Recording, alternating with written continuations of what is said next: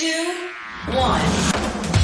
7 things you probably didn't know you need to know. I'm Jamie East and this is the Smart 7. Well, good morning. It's Wednesday the 15th of December and it's International Tea Day. And a big happy birthday to Don Johnson, Rachel Brosnan, Michelle Dockery and Stuart Townsend. There were 59,610 new cases of COVID-19 yesterday, the highest daily number since January, and close to 5,000 of those are officially Omicron variant. The growth in cases comes as more than 500,000 booster shots were administered on Monday. There was good news and bad news on the travel front as Health Secretary Sajid Javid has announced all 11 countries on the travel red list will be removed as of this morning. The 3-week ban was intended to slow the spread of Omicron, but it clearly failed. Now that there is community transmission of Omicron in the UK, the travel red list is now less effective in slowing the incursion of Omicron from abroad. So I can announce today we will be removing all 11 countries from the travel red list effective from 4 a.m. tomorrow morning. And as the booster programme looks like it'll struggle to reach the target of 1 million doses a day, Deputy Prime Minister Dominic Raab says every effort is being made. I appreciate there have been some teething problems as we ramp this up, but we have had on Saturday 500,000 people get their booster. So I think that's important. I think that's good news, and we'll keep straining every sinew to make sure we can reach that target.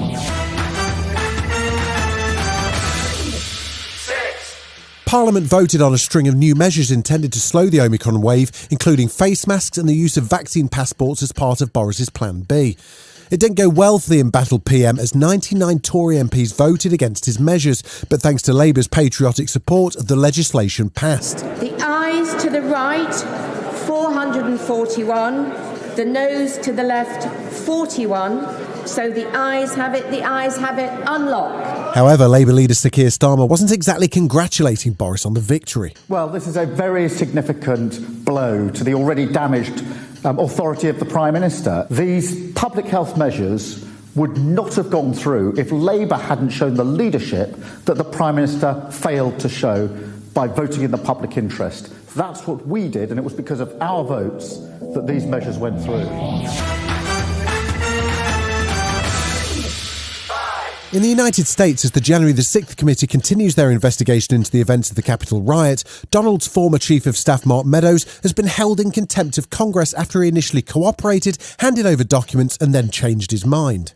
What he handed over has been a treasure trove of evidence against the former president, including a very treasonous PowerPoint and plenty of text messages received on the day of the Capitol riots from well-known names. Multiple Fox News hosts knew the president needed to act immediately. They texted Mr. Meadows, and he has turned over those texts. Quote, Mark, the president needs to tell people in the Capitol to go home. This is hurting all of us. He is destroying his legacy, Laura Ingraham wrote. Please get him on TV. Destroying everything you have accomplished, Brian Kilmeade texted. Now Washington DC has announced a civil lawsuit against the Proud Boys and other extremist groups involved in January the 6th.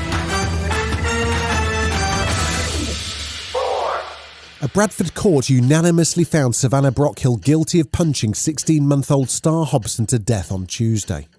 The child's mother, Frankie Smith, was cleared of murder and manslaughter, but was found guilty on the charge of causing or allowing the death of a child. Local social services apologised for missing the signs that led to a child's life being cut cruelly short.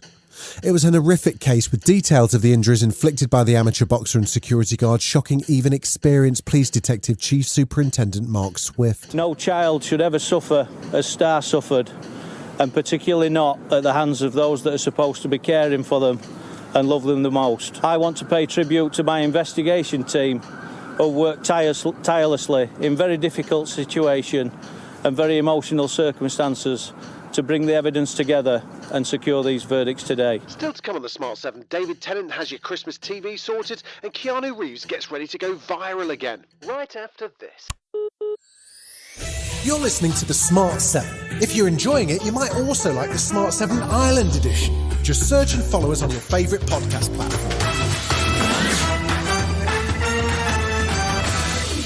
3, There were 2 games in the Premier League last night after Man United versus Brentford had to be rescheduled following a COVID outbreak. Norwich City under new manager Dean Smith took on Aston Villa under new manager Steven Gerrard, and it ended 2-0 to Stevie G's boys. Meanwhile, Man City took on Leeds and took them apart with a 7-0 win, with 6 different scorers filling their boots. Manager Pep Guardiola was happy to see the goals roll in. This club build or buy players to be creative players, you know. My job is just ask them run. But the rest, the quality of the club to buy these players make the difference. And we didn't score much goals this season, but today was a good run to be close to Liverpool and Chelsea. Keanu Reeves must surely be one of the most loved movie stars on the planet, apart from the possible exception of Betty White, I guess. He's been a star for so long and tremendously successful, but he still takes the subway and famously donates huge sums to charity on a regular basis. He popped up with Stephen Colbert as he promotes The Matrix Resurrections, and Stephen had a peculiar question. Why is he the star of so many memes? You have such a distinct character of your own, and yet people kind of lay on you meaning. You know what I mean? They lay meanings on me when you're not strong, and I'll be your friend. I'll help you care. There you go. Meme on me. Have you finished planning your Christmas TV yet? Have you got the old Radio Times out, your favourite Sharpie, and circled the big shows? Or are you just going to surf your way through a food coma? Well, here's one that's worth circling. It's the age-old story of Phileas Fogg going around the world in 80 days, but it's been rebooted and now stars David Tennant. It starts on Boxing Day and it's an 8-parter. David popped up on the One Show to give us the quick rundown on what we need to know. Well, he's a particular sort of Victorian gent who's not really ever done anything with his life. And in a moment of madness, he decides he's going to head off and try and make it around the world in 80 days. He's very ill-suited towards it. He's temperamentally the wrong choice for such an adventure. But he goes on anyway, and luckily he has 2 rather bolder travelling companions who might just help him make it. This has been The Smart 7. Wherever you're listening, do us a favour and hit the follow button. We'll be back tomorrow at 7 a.m. Have a great day. Written, produced and published by Daft Doris.